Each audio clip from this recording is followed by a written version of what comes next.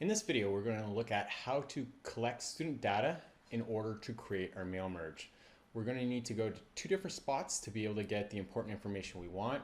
We're going to want student names, student emails, parent names, and parent emails. All right, so let's start at the OCDFC website, and I'm going to start in SID, where we're mostly familiar with. I'm going to go to my class.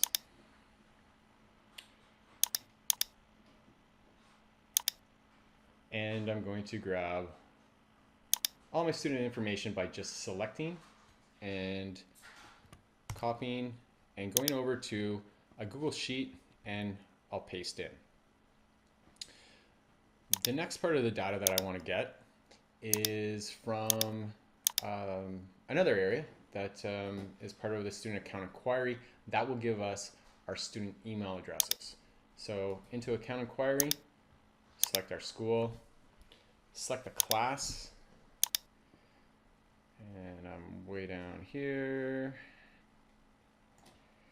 TGJ2 2002 one, yes, search, yeah, this is them, and I'm going to select, highlight all of these guys as well, copy, and I will paste them in the same spreadsheet over to the right. I'm just going to leave one cell, and I'll tell you why in a second. Right now I can see that the cells aren't lined up exactly, so I'm just going to highlight this top row here, and I'm going to delete these cells so that it shifts everything up. Now that I've got the rows matched up, I can now do one more check.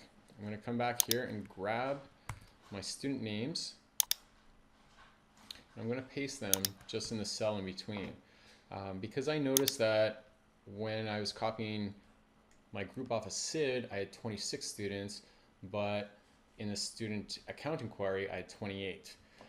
So that just means there is something going on, and if I search through here and I just compare names back and forth, I can see here that Bill has been put in here 3 times. I'm going to just select these 2 rows and delete cells and shift up. So Bill lines up, and I can keep going through and check, and all these people are lining up. Okay, this gives me all the information that I can get off of SID and student account inquiry. Way too much information for what I need, so what I'm going to do right now is just copy that, or I could come down here and I could duplicate the sheet. So the copy has everything, so I'm going to go back to my first one and get rid of things that I don't really need right now. So just bear with me, I may speed this up.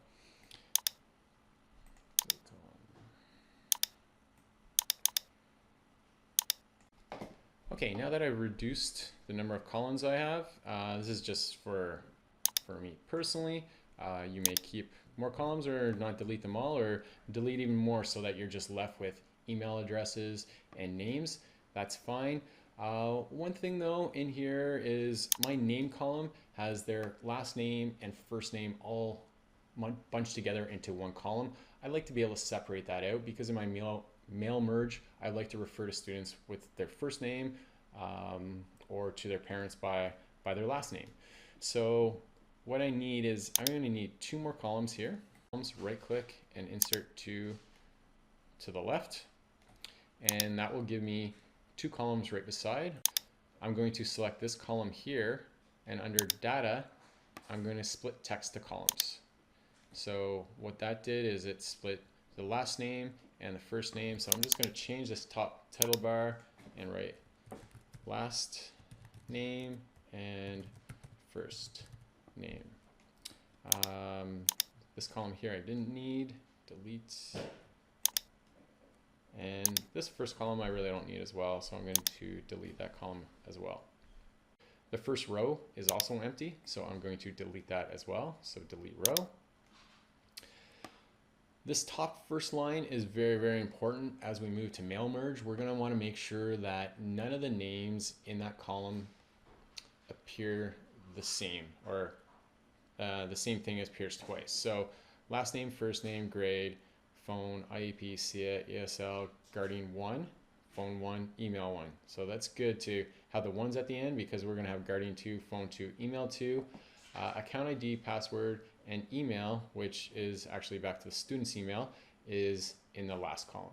So none of the names are the same, so that'll help out with our mail merge.